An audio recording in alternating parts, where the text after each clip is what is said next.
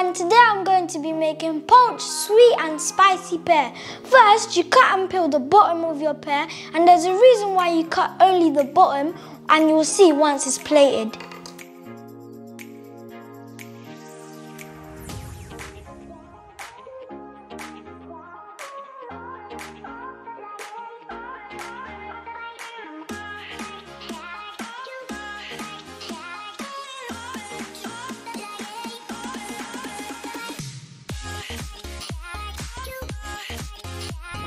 And now I've finished cutting and peeling my pear.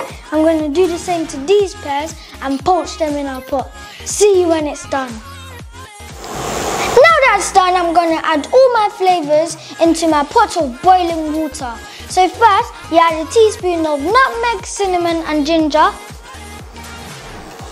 And don't forget a chilli. You cut off the top and the bottom.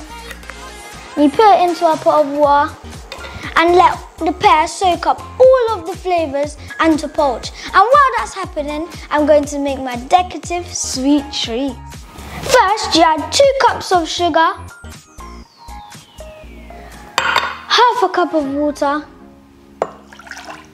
and make sure your hob is on a high heat so your sugar can caramelise. And keep mixing so the sugar doesn't stick to the bottom of your pot. And make sure you're using a wooden spoon so the heat doesn't transfer to your hand. When it's ready, it should look caramely brown, just like this. You could use baking paper, but I choose to use a tray like this. You could do any types of shapes, but today I'm doing circular shapes.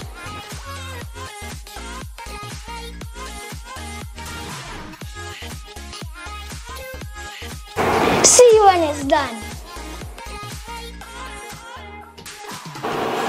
Now my decorative sweet treats have hardened and my pears have poached, it's time to plate.